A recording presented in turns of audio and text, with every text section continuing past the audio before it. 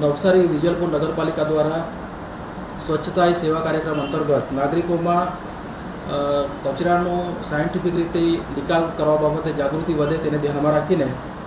નગરપાલિકા દ્વારા ખાસ કરીને જે ગણેશ મહોત્સવનો તહેવાર ચાલી રહ્યો હતો એ સમય દરમિયાન તમામ ગણેશ મંડળના જે પ્રતિનિધિઓ છે તેમને સાથે મિટિંગ કરીને તેમને જાગૃત કરવામાં આવ્યા હતા અને ત્યારબાદ જે ગણેશ પંડાલોમાં જે પૂજાપાનો જે વેસ્ટ ભેગો થાય છે એ તમામ વેસ્ટ યોગ્ય રીતે કલેક્શન કરવા માટે નગરપાલિકા દ્વારા વ્યવસ્થા ગોઠવવામાં આવી હતી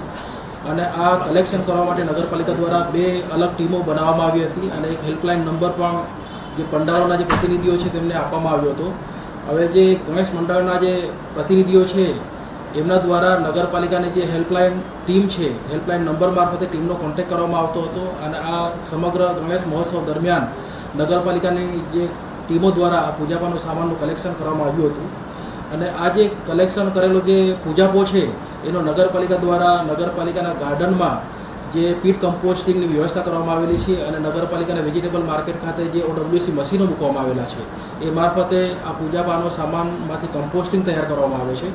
અને આ જે કમ્પોસ્ટિંગ તૈયાર થાય એ નગરપાલિકા દ્વારા આવનારા સમયની અંદર ગાર્ડનની અંદર એનો યુઝ કરવામાં આવશે. નવસારી વિજલપુર નગરપાલિકા દ્વારા સમગ્ર ગણેશ મહોત્સવ દરમિયાન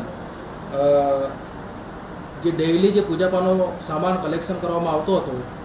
એ લગભગ 60 ટન જેટલો પૂજાપાનો સામાનનું કલેક્શનની કામગીરી કરવામાં આવી હતી. આ ઉપરાંત આનંદ ચૌદસના દિવસે વિસર્જનના દિવસે વીરાવળ પૂર્ણા નદીના ઓવારા ખાતે અને દાંડી દરિયા કિનારે પણ વિસર્જનના સ્થળે આ પૂજાપાનું અલગથી કલેક્શન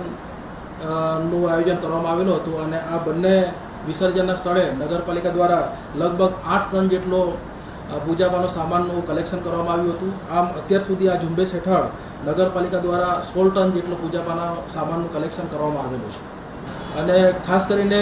આ કરવા પાછળનો મુખ્ય હેતુ એ હતો કે નાગરિકોની અંદર જે કચરાના નિકાલ માટે એક અવેરનેસ ઊભી થાય અને નાગરિકોને પણ હોમ કોમ્પોસ્ટિંગ શું છે, કચરાનો કેવી રીતે યોગ્ય રીતે નિકાલ થઈ શકે એ બાબતે જાગૃતિ નાગરિકોમાં પણ ઊભી થાય એને ધ્યાનમાં રાખીને નગરપાલિકા દ્વારા આ કામગીરી કરવામાં આવેલી છે.